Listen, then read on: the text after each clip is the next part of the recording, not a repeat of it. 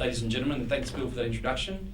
Very pleased to be able to, was asked to come along and talk about, well, I was just told to come and talk about yourself and what you're doing, and thought that sounded pretty easy. Then I thought, well, who's speaking, or who's my audience today? And I had a look, and I saw a lot of you are great, I guess, career counsellors, and I thought straight back to my school days when I went before my career counsellor, and she gave me two options, and I walked out of the office thinking to myself, gosh, trying to work out how those two things are similar, and they were hospitality, which she was right, or the zoo, a zookeeper. So I'm not sure, some days it feels the same. I don't know if I'm in one or the other. In zookeeping, a lot of it's got to do with managing lots of animals, cleaning up a lot of crap. You've got to do feed and water your constituents, and it's a bit like that in hospitality sometimes, so particularly in a place like Star City, where we are a fairly large venue, particularly in New South Wales. Some of you will know the property, or most of you will know the property. We have about 480 hotel rooms there. We have we welcome about 8.5 million customers through our doors every year.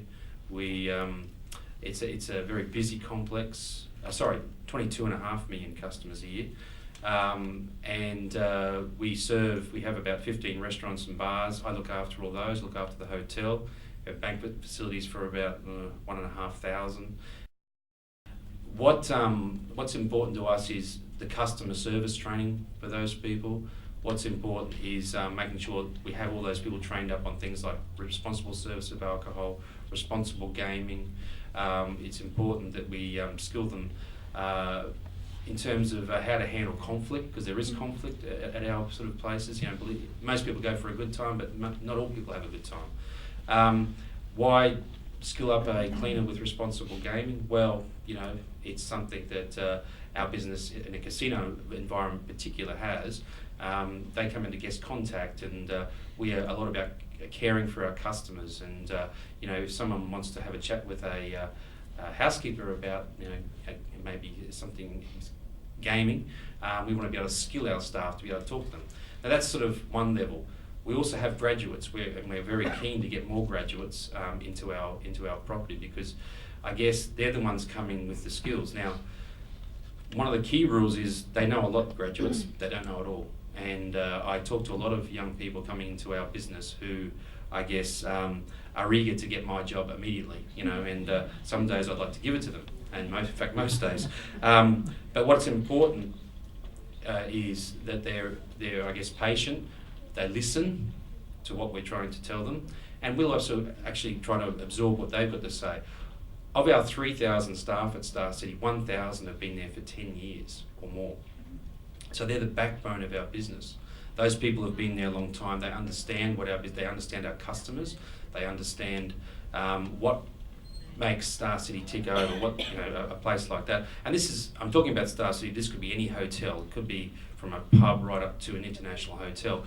You need those people who have got absolute in-depth knowledge of your business. And what we do need to do is also acquire new ideas and new blood into the business to keep it fresh, keep it alive, and get ideas going. So I guess with that sort of ratio of employing we recruit for about 600 to 700 people a year in our business, because we do turn over people, particularly I guess Generation Y is, you know, what skill level. And as I said, we want a band of skills, so we want them highly skilled and lowly skilled.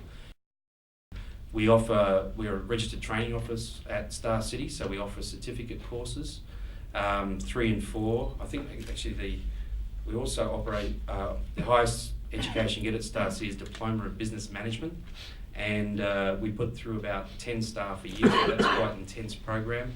It's our future leaders of Star City. It's important to groom them up.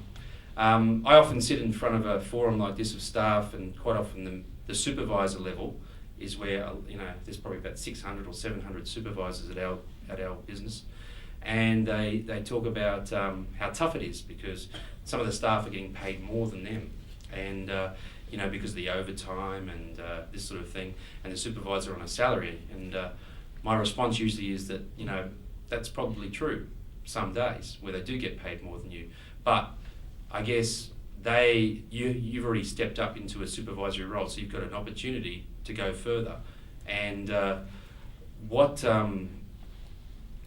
we need to do with our supervisory staff, which is, as I said, a lot of them, is I guess develop them and make them sticky to our business. And that's probably one of the areas we're really focusing in our business, is not so much the lower skill, but that mid-level of mid-level management, where they're actually operating teams of people. And those people are so important to our business because they're the ones getting the message to the staff, and the staff are the ones getting the message to the customers. It's not so much what I say on a daily basis, it's more or less what's the supervisor saying to their broader teams. And so we are spending a lot of time on that. We are actively recruiting. It's very difficult to find these people. We try to grow with them, but we also are actively out there looking. And we do look for experience such as McDonald's. If they've got McDonald's training, that's very important to us because they've got a discipline. McDonald's are very disciplined in their management approach, and I don't know if many of you have been involved with that, but they always all carry a little manual or standards manual. And that's very important because it shows if they've been able to work for a period in somewhere like that, it demonstrates to us that they've actually got a skill where maybe they're not great chefs, we've got award-winning chefs at staff, but they're able to follow standards, and they're able to achieve a customer service level. They're able to demonstrate that they can deal probably with a conflict situation. Those basic skills are so important in the hospitality industry, and some people are natural, some people aren't, but that's what we look for. We look for, skills that will, think about how you want to be treated and treat people like that is pretty well the mantra of a hospitality business is, we want people to come in and have a fantastic experience. And so we very much follow those basic guidelines. It's obviously a lot more complex than just saying that and getting that message through and on a daily basis to nearly 3,000 of our staff, but it's the way we operate. I really enjoy what I do. I think you have to have a certain passion.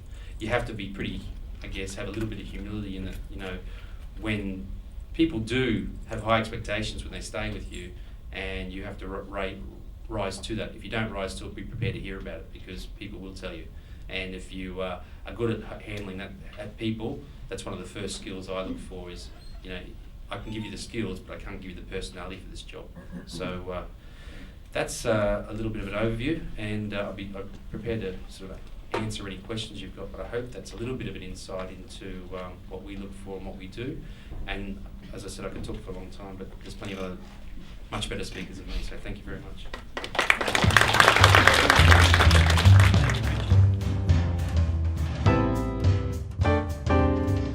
We do look at attitude, we do look at presentation. Those skills they're the same things we've always looked at. I think I did start with the right attitude. The reason I think I really got into the industry is because I love working with people, and I think that's what really drew me in.